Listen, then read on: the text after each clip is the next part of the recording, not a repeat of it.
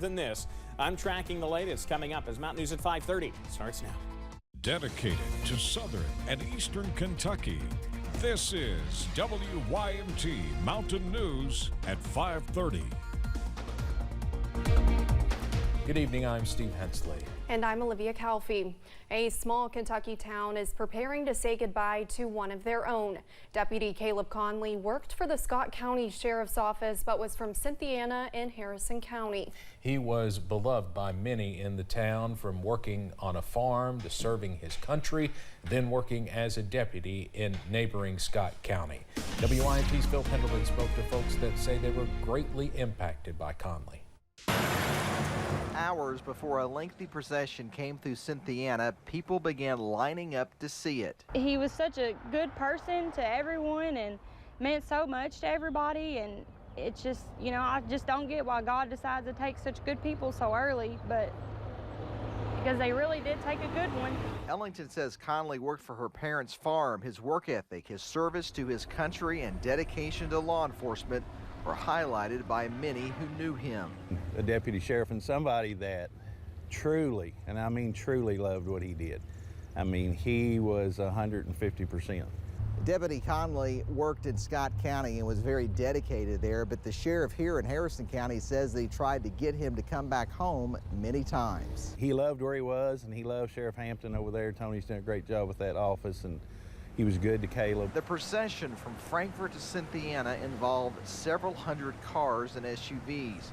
People lined up in silence and respect as it went by. Came out here, I wanted to honor Caleb, you know, the best way I could. I mean, he deserves to be honored for what he did, you know, in that line of work. He was a real good boy, real good person. Dedicated to his job. He loved the job. The procession ended at Ware Funeral Home, where the arrangements for his services will be made. In Harrison County, Phil Pendleton, WYMT Mountain News. We will have much more about the events leading up to yesterday's shooting coming up at 6, as well as a look at how one Eastern Kentucky Police Department is encouraging folks in Scott County during this difficult time.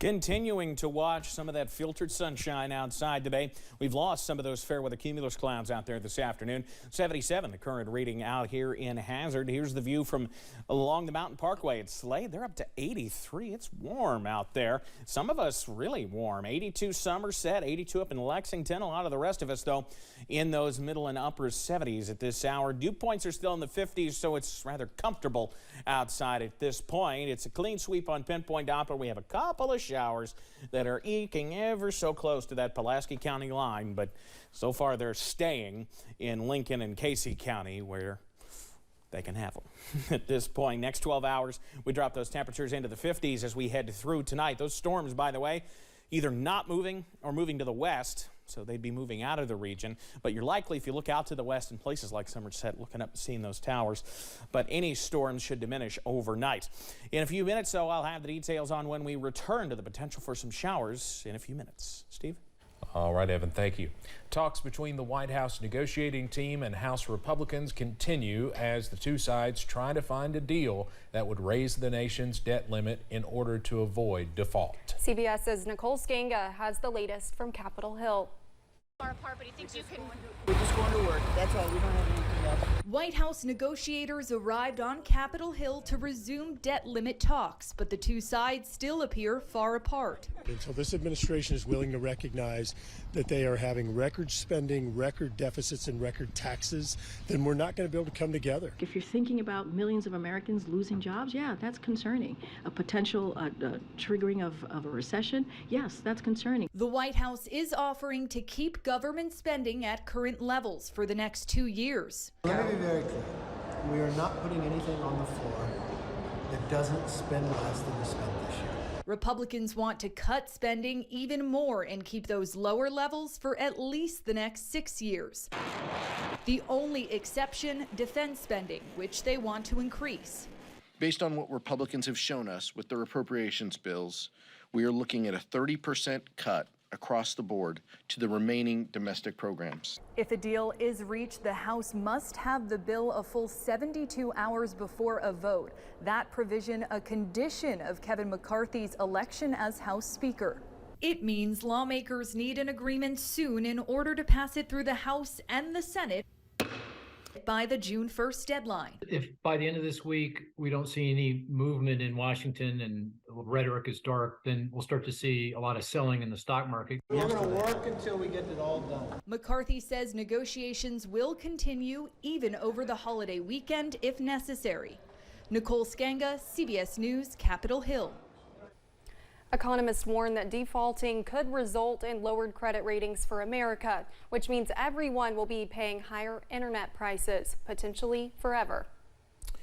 Officials with the U.S. Secret Service say they detained the driver of a rented box truck that crashed into security barriers near the White House last night. A witness said investigators found a Nazi swastika flag that apparently came from inside the truck, which crashed into barriers at Lafayette Square, adjacent to the White House grounds. A photographer from Reuters said officers retrieved the flag and plastic evidence bags that had been laid out on the sidewalk following the crash and placed them in the back of the U-Haul. The exact location of President Joe Biden during all this is unclear.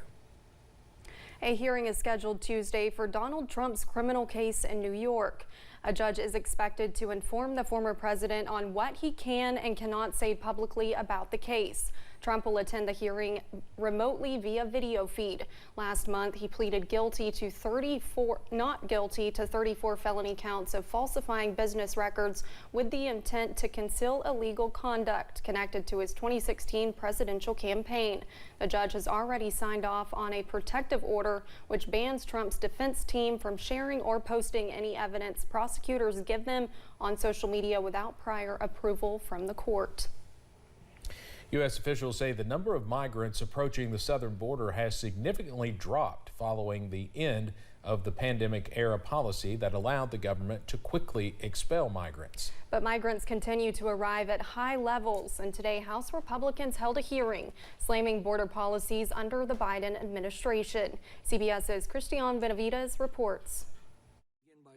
Mother Tammy Nobles told a Republican-led House panel Tuesday how her 20-year-old daughter was killed. I don't want any other parent to live the nightmare that I am living. Last summer, police say Kayla Hamilton was murdered by an MS-13 gang member. Nobles says he had been apprehended at the southern border and then was released into the U.S. as an unaccompanied minor. The United States government has to secure our border. We need to properly vet all border crossers. The Biden administration says it is working to do that, stepping up resources to process migrants seeking asylum and increasing deportations. The vast majority of asylum seekers are coming here because they are fleeing persecution. Many people who come here are not in need of protection, but that's why we need a system that makes that distinction. A new Biden administration program that allows people to sponsor asylum seekers has already received an overwhelming 1.5 million applications. The Department of Homeland Security says it can only accept 30,000 a month. Tuesday, a group of House lawmakers rolled out a new bipartisan immigration reform bill. They're calling it the Dignity Act. Waiting for either side's idea of what is perfect is exactly what's gotten us into the situation we face today. The legislation would provide a pathway to citizenship for some undocumented people, provide billions in border security financed by immigrants, and expedite the asylum claims process. Christian Benavides, CBS News, Miami. It looks like Evan Gershkovich isn't getting out of a Russian jail anytime soon. A Moscow court extended the Wall Street Journal reporter's pretrial detention until August 30th. Gershkovich is a U.S. citizen and is facing espionage charges in Russia. The State Department considers his detention wrongful. Gershkovich's arrest marks the first detention of an American reporter in Russia on allegations of spying since the Cold War. We will have more news.